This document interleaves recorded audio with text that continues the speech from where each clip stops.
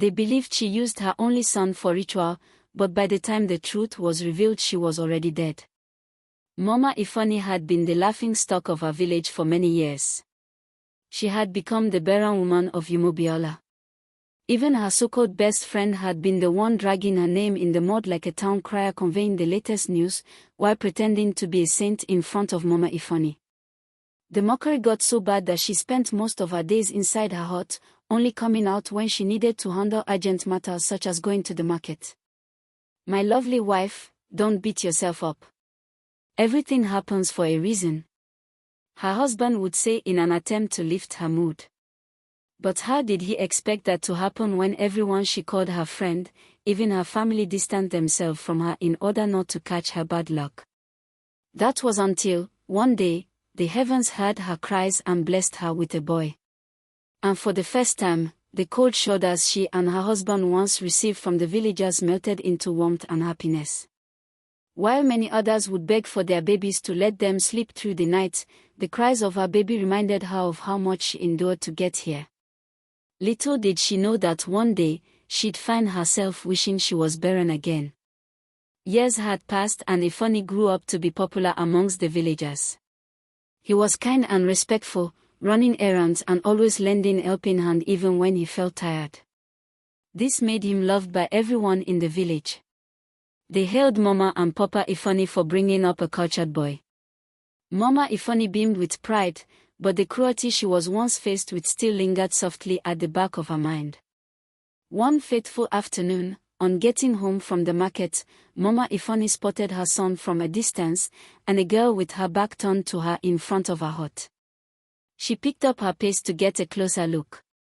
Only when the figure of the girl came into view, did she stop in her tracks. "Ifeanyi," she exclaimed. "What are you doing with this girl?" She turned her attention to the girl with rage already coating her face. "You," she started, pointing at the girl, while carefully dropping the headband that contained 2 bundles of ogu that remained from her sales. "I don't know who sent you to my son, but you better go back to where you came from." The strange girl looked at Mama Ifeanyi with a cold stare. She didn't bother to defend herself or apologize.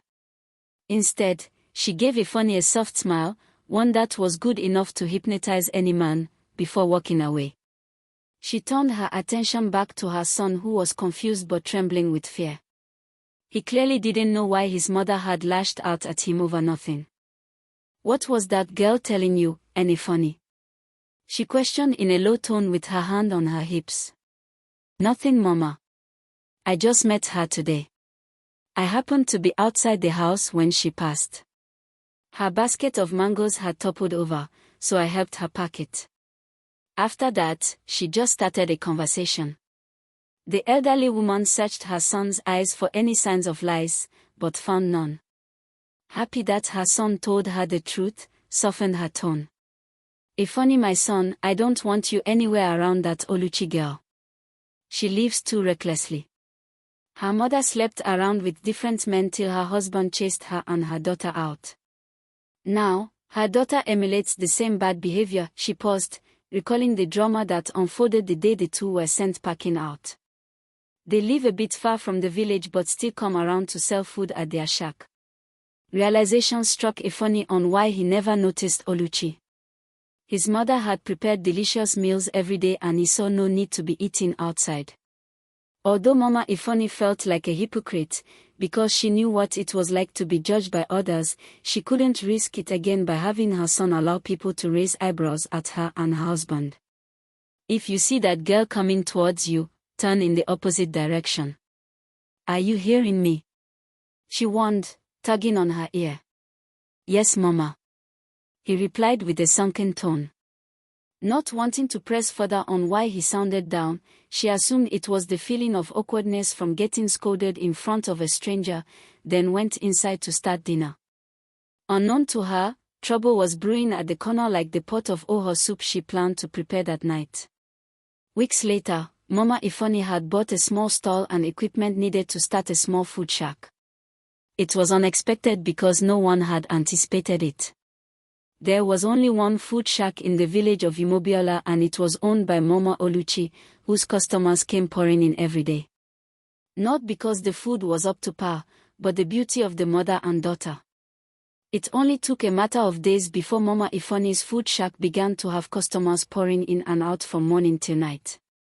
In the blink of an eye, Mama Oluchi's food shack was as dry as the dusty floor during Harmattan. Even her beauty wasn't enough to hold back the customers. "I don't understand," Mama Oluchi whispered to herself as she passed Mama Ifeanyi's shop, which stood opposite her now empty shop. "How did this woman manage to steal all my customers?"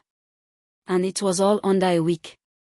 With each second that was put into thoughts, each sound of laughter and compliments that came after licking the bitter leaf soup off their fingers, Mama Oluchi found herself getting more and more envious of her fellow woman. "I must get to the bottom of this. She must be using juju to steal my customers."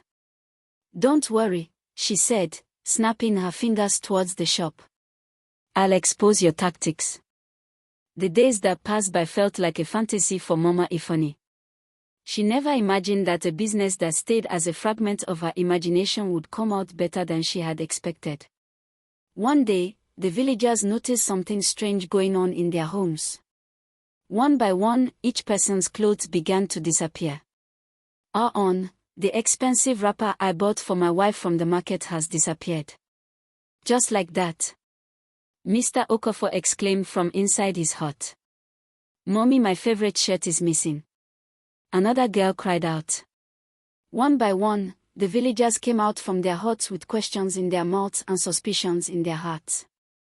"The thief has to be among us. It can't be a spirit, and the gods definitely wouldn't have any use for clothes worn by us," a man cried out, unable to contain his anger. "He's right," a woman replied. "How can everybody's clothes just go missing like that? The culprit has to be among us." Their words enraged the villagers, and anger spread throughout the village like a wildfire. People were suspicious of everyone, even their own children. As much as everybody wanted to stay back and search the houses of their neighbors, the rumbling of their stomachs reminded them that catering for their daily meals were more important than a few pieces of clothing. And so, the villagers went on about their day, but the thought of the thief never left their minds. Slowly, from clothes, things like food items and the like started going missing. The villagers got more and more upset because no matter how much they tried, they couldn't catch the thief. But like they say, every day is for the thief and one day is for the owner. One sunny afternoon, children in the village had gone to the farm or market to help their parents out, while the salespeople stood under the hot sun, trying to bargain with customers, till one woman came running into the marketplace. "I've caught him! I've caught him!" she cried out, holding onto her wrapper to prevent it from falling. "I caught the thief! I saw him sneaking into my hut." The ears of everyone at the marketplace perked up at the news. Without much questions, everybody locked up their shops and darted towards their hut as the woman led the way. After running for what felt like forever, her hut came into view.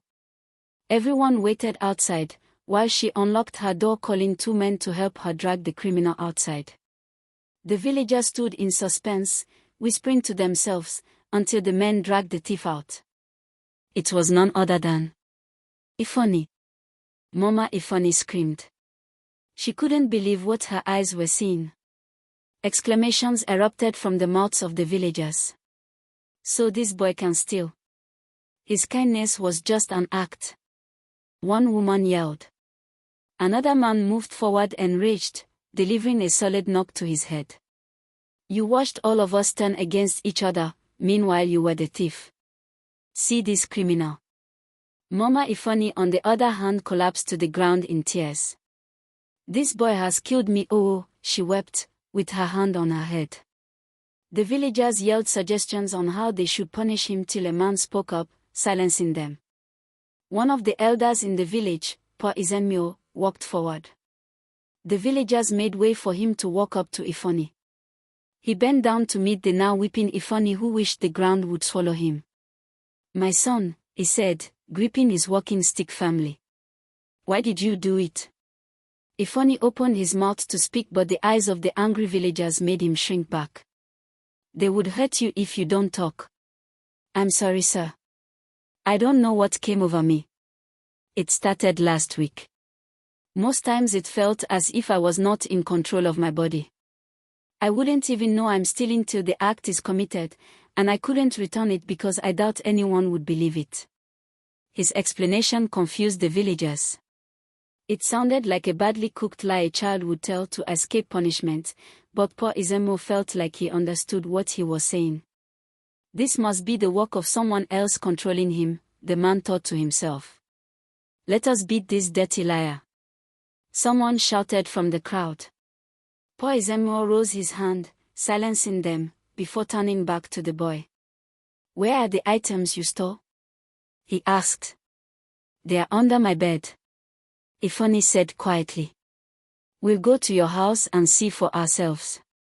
They reached his house while still trying to console Mama Ifeanyi. Lo and behold, all the clothing and other stolen items of the villagers lay neatly under his bed. There was a pin-drop silence. Everybody stood with their mouths hanging open. Let's check their whole house.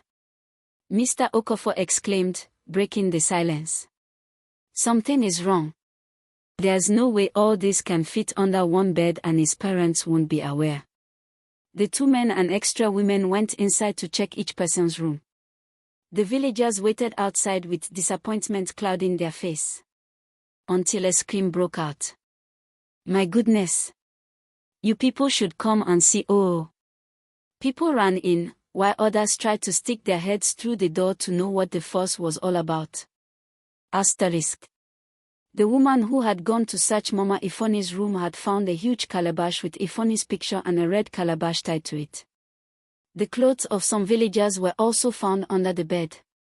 Oh my God, I can't believe this woman is diabolical, she screamed, backing away from the room. I knew it. I knew that this woman couldn't have opened a shop and stolen all my customers without using juju. So she used her son for rituals. The voice belonged to Mama Oluchi, who walked in to see things for herself.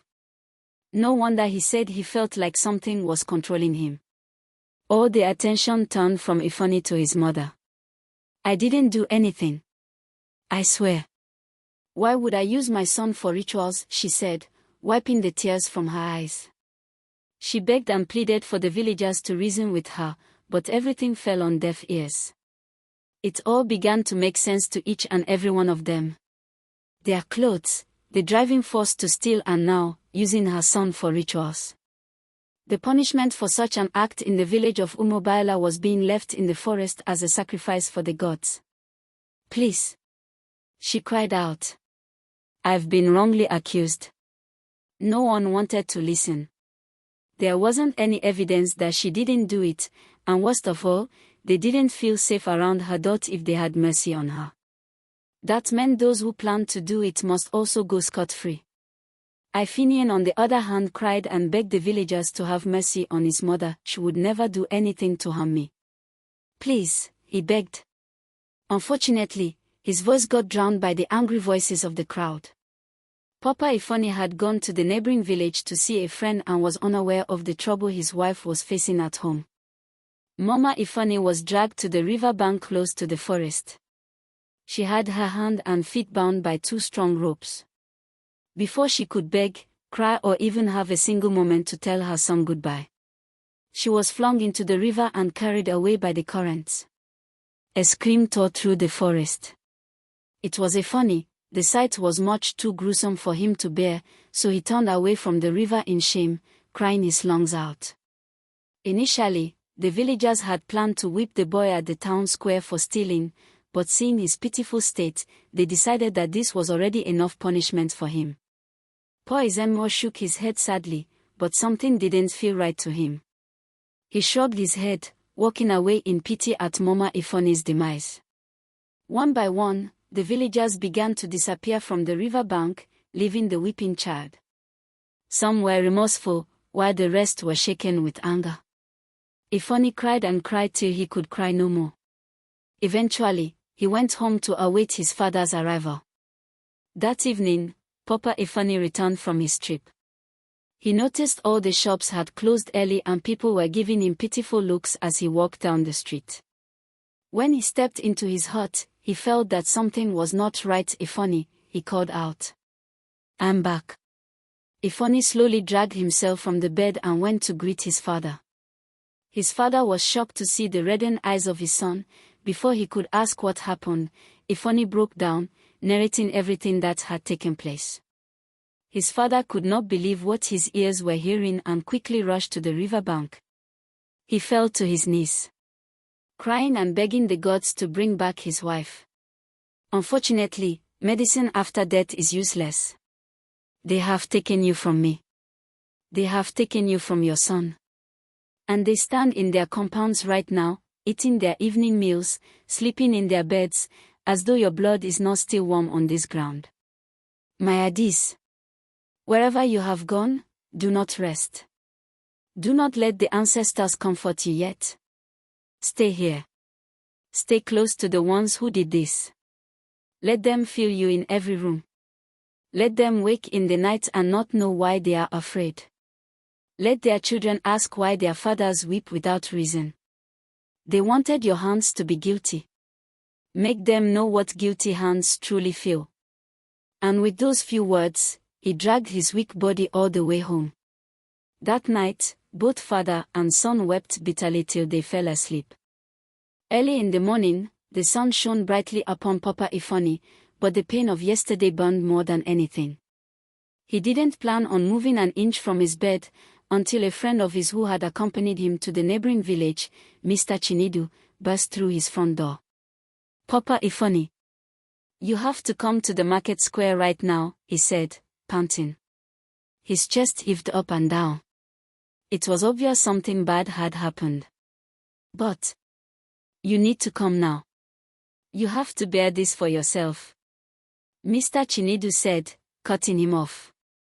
Ifeanyi had been roused up from his slumber by the noise. He went to greet his father with reddened eyes. Good morning, Papa. Good morning, Uncle. He greeted, still feeling guilty about yesterday. Ifeanyi, you and your father have to come to the market square right now. It's about your mother. Their ears perked up at the news. Without even brushing or having their bath, the three ran like madmen and did not stop until they reached the market square. In the middle of the market square, Mama Oluchi ran around like a mad woman laughing at the sound like it was some sort of comedic relief, while her daughter had her hands over her eyes. I can't see. I've gone blind. She cried out. Papa Ifeanyi was stunned at the display of madness. He was praying that it wasn't what he was thinking. As if his mind was being read, Mama Oluchi ran towards him with full speed before tripping and landing on the hard ground. Yes. She screamed. I framed her and now she's dead. That wicked Jezebel thinks she can come in and spoil my business. I'll do it again if I have the opportunity. Oluchi used the sound of her mother's voice to locate Papa Ifeanyi, then went down on her knees. Forgive me, she whispered. Forgive me, sir. Forgive me and my mother, though I know we do not deserve it. Papa Ifeanyi looked at her. He said nothing. My mother used juju to make Ifeanyi steal. Then she made me hide the calabash under your bed, yours and your wife's, so everyone would believe she traded her own son for success. It was all of us. It was never her. The silence that followed was a different kind of silence. Not the silence of shock. The silence of people who have just seen their own reflection and do not recognize themselves. Shouts broke from every corner of the market. Screaming. Voices falling over each other. But underneath all of it, if you listened closely, was something that sounded less like anger and more like grief, the sound of people remembering. Remembering how she had stood there and begged them to listen. How she had called her son's name. How they had not let her finish a single sentence before they dragged her to the river. They looked at one another, neighbor to neighbor, trader to trader, friend to friend, and in each other's eyes they found the same unbearable thing. They had done this. With their own hands and their borrowed outrage and their hunger for a story that made sense, they had done this. And no confession, no punishment, No amount of wailing in the market square would bring her back from the place they had sent her. Papa Ifeanyi rose slowly from the ground. He looked at his son, who had seen everything and understood more than any child should have to understand. He picked the boy up, held him close, pressed his face into the child's neck the way fathers do when they have no more words. Then he carried his son away from the market. He did not look back. He did not need to. He had asked her to find them. And Adis, his Adis, had never once in her life left something unfinished.